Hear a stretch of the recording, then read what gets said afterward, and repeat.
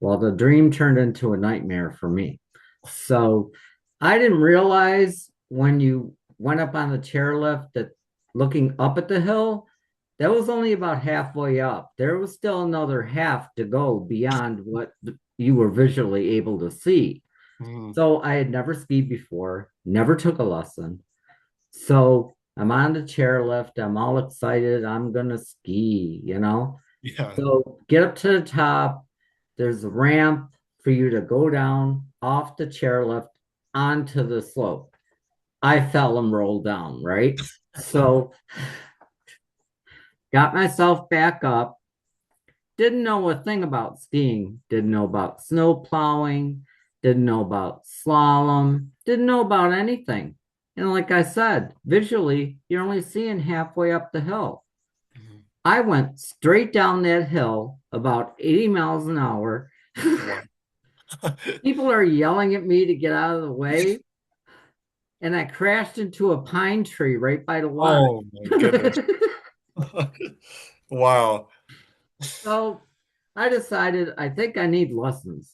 Yeah. So, okay, go for my first lesson on quote the bunny hill. That's where all the 8 and 9 year olds go to learn how to ski, right? Mhm. So luckily for me, there were a few adults there. At the time, which they've changed now, at the time they had a tow rope. So you would take your gloves, hold on to the rope while it pulled you up the hill. Now they have like at the airport, one of those walking things that push you up the hill, Yeah, like a walking like a escalator. walking escalator. Perfect. Yeah. Yes. But, it would have the tow rope, which tore your gloves halfway up, while you were going up there. So it wasn't a big slope. It was for kids. So we get up there and our instructor is showing us the maneuvers to get down this little bunny hill, right? Well, there was a woman ahead of me and she went before me, obviously. So I'm watching her and she fell and she injured herself. She broke her leg, she broke a rib. They brought the stretcher out and hauled her away. So then my instructor goes, okay, you're next. No pressure. No pressure there. So I'm doing my little, you know, snow slope, you know, like putting my skis like this, going Pizza or along, something, I using my think they call weight, yeah, to go around. And I did make it down the hill and then I fell. it. So, Okay. yeah, then the No broken first legs week, though. yeah, I didn't break a leg though or That's anything. good. But, of course, the 7, 8 year olds are doing a lot better than I was at the time, right? So, what happened then was I kept practicing. I got to be a better skier. I was really maneuvering those hills. They had a hill called Devil's Funnel, which is all moguls. It was one of the most difficult hills. Kind of reminded me of our first class, that video with the avalanche thing that we watched if you Mhm. were in 501. Um, I mean, you really had to be a pretty good skier to go down that hill. And, I got all the way up from crashing into a pine tree to moving up to Devil's Funnel, right? I was like proud of myself. I made it. I made it. That's great. So it was just good times. I had a blast there.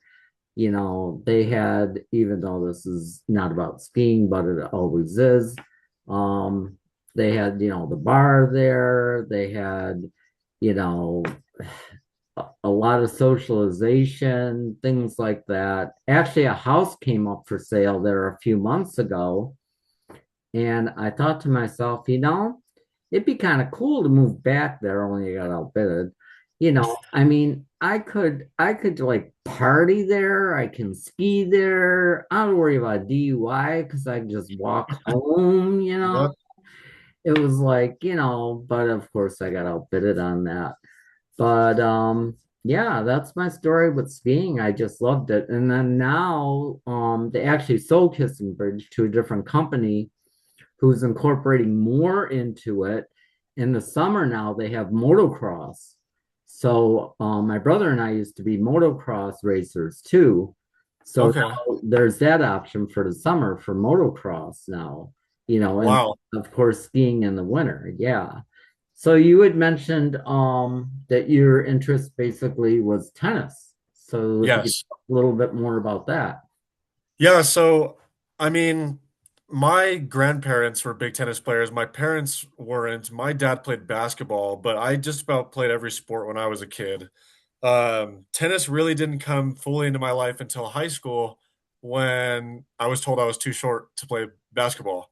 Um, and yeah, so I got onto the tennis team, and the high school that I played at was not known for tennis at all. I didn't even know we had a tennis team until I went to the high school there, but I had lived there my whole life.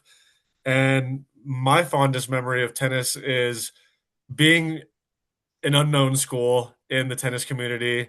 One of my best friends I played with over there, we went and practiced with the college UNM in Albuquerque, New Mexico. Oh, wow. Um, we would go and practice with them, and we knew all the people who were playing in Albuquerque who did lessons their whole life. We just started when we were like 14 years old, you know, and the biggest part of our tennis season came up in our junior year of high school. We were playing against the number one team in the state for, Wow. um, they call it the Metro tournament, and the Metro is just Albuquerque, the city itself. So we were playing the other top ranked doubles team in the state. My partner and I were the number two team, and we started terribly. I think we ended up starting the match. We were losing about 0-5 in the first set. In high school, you play best of three sets. And we were just like sitting there, like, oh my God, like this, we're like, everyone's watching. This is the championship. All the people who have lost already are watching us. This sucks. We're doing so bad. Um, our parents are all like, they were late to the match because they were driving from work. And I guess they were getting texts from everyone else, like, oh, the match is almost over. And my parents were like, we're not even going to make it. And how my parents tell the story is as soon as they parked into the parking lot and they got over, they looked at the score and we were up 6-5. We had just won Wow. six straight games. Wow. And then we ended up winning that first set in like a tiebreaker. And then in set two, it was just completely back and forth. I mean, it was just so good. And these are guys that we knew too from practicing with them in Albuquerque. Like we played against them for practice as well, just not for our school. And the last point, it was match points. We're up in the tiebreaker 6-5. You got to win by two. So it's just 1 point. And we're returning. So we're at the disadvantage and I'm the one returning. The serve comes in. I hit a solid return, and our opponent at the baseline, he hits a drop shot that he perfectly disguised. I was not ready for it at all. Neither of us were ready for it. I like slipped on the way to it, and I'm barely running, and all I do is I just get my racket just under the ball, and the ball is just floating in the air and it's floating right to the guy at the net on their team. And both my friend Will, him and I are like running back, like we're just running backwards because I'm like I am not getting behind that overhead. That's just not happening. And he goes to just hit it, and I just don't know. I don't know what happened, but it hits nothing but his frame, and it just goes out, and it hits the fence. And again, we're a school that no one knows us in tennis at all, and my friend Will and I just turned to each other and we're like,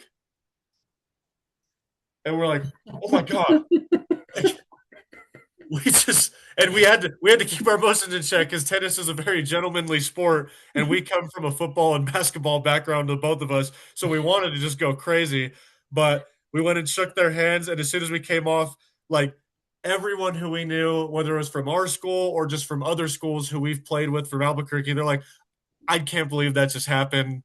Uh, that is the most insane thing we've ever seen. Their coach was pissed because they've never seen anything like that. They'd never. I guarantee, La Cueva High School has never lost to Cleveland High School in tennis ever since then or before then. It's just Wow. it was a crazy match. It was a Wow. crazy way it played out, and tennis is still a very big part of my life. I'm now graduated from. I have my bachelor's degree, but now I still play in like adult leagues Oh, back wow. home. So yeah, I think it's just one of my favorite sports, and that's definitely one of my favorite memories. And it is. I think tennis and somewhat like skiing, honestly, it's just a sport that as long as you're moderate with it, you're not doing, double black diamonds all the time, you can Oh, pretty yeah. much do it forever, I'm not that advanced, Yeah, yeah. especially I now. don't know In anything my about age, I'm not that advanced anymore. that. But I just want to mention about the motocross thing. I'm kind of excited about it. Like I said, my dad used to be a road racer actually for Yeah. motorcycles. He won trophies and all that stuff. So he got us into it when we were kids. And they used to have an Easter egg hunt. It was called an Easter egg hunt. So what they did was they put balloons around this trail track that whoever got the most balloons with their motocross bike won and got the trophy, right?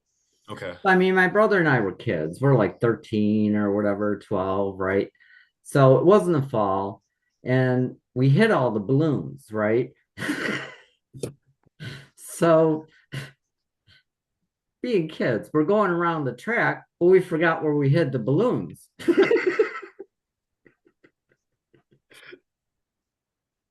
But we had good times. Motocross. I can't wait for spring or summer to come to do that Yeah, too. In addition to the skiing now, yeah, that's good. yeah, Uh, I had a question with your skiing. So, I mean, obviously you grew up near it or you saw it, all the time. It was right there. Is, yeah.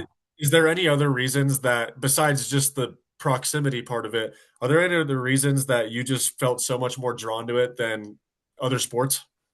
Actually, it was just the freedom. I was never really very good with team sports. Yeah. So it was more of an individual sport that I could accomplish myself and build myself upon.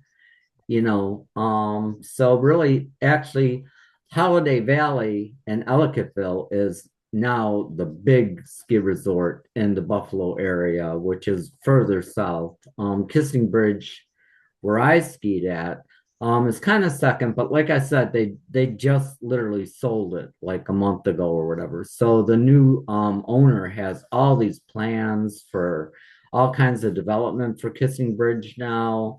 Okay. Other than the motocross, they've got snowboarding, which they've had, but I think it's gonna turn more into a more professional resort, like Okay. the video that we've seen, Yeah. with the skiers and everything. They're really pushing for that, and they're doing some really good things down there right now. But I just love being out in the open air, and once I got confident in my skiing ability, I just kept pushing myself more and more and more and taking more lessons with very good instructors, Yes. to, enhance myself and my skiing ability. It just made me feel good. Yeah. And even though I shouldn't say this on a Zoom meeting, so when I did my first lessons, they used to be on a Thursday night. I was in high school, and I would go with my aunt who lived down the street. Sorry, that's my dog. It's okay. So so obviously, they would serve you underage. And Yeah. so I never made it to school on Friday, let's just put it that way.